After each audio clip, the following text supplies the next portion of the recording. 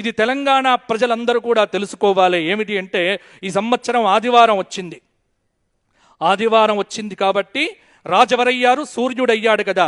మరి సూర్యుడు బాగుండాలి, రాజు బాగుండాలి అంటే ఏం చెయ్యాలి అంటే స్త్రీతైల మధుమాంసాని ఏ త్యజంతి రవేర్దినే నవ్యాదిశోక దారిద్ర్యం సూర్యలోకంచ గచ్చతి. ఆదివారం నాడు తెలంగాణలో చుక్కా ముక్కా ముట్టుకోకపోతే బ్రహ్మాండంగా ఉండబోతోంది. కాబట్టి చుక్కలకు ముక్కలకు ఆదివారం దూరంగా ఉంటే అధికారులు కానీ నాయకులు కానీ ఎటువంటి ఇబ్బందులు ఉండవు. ఎందుకంటే ఆరోగ్యం బాగుంటుంది, రాష్ట్రం బాగుంటుంది, భగవంతుడు అనుగ్రహిస్తాడు. ఇది శాస్త్రము చెప్పింది సుమా, నేను చెప్పట్లేదు సుమా, ఇది శాస్త్రంలో చెప్పినటువంటి మాట. కాబట్టి ఏ త్యజంతే, రాజు చక్కగా పరిపాలన చెయ్యాలి అంటే ఆదివార నియమం పాలకులు పాటించాలి.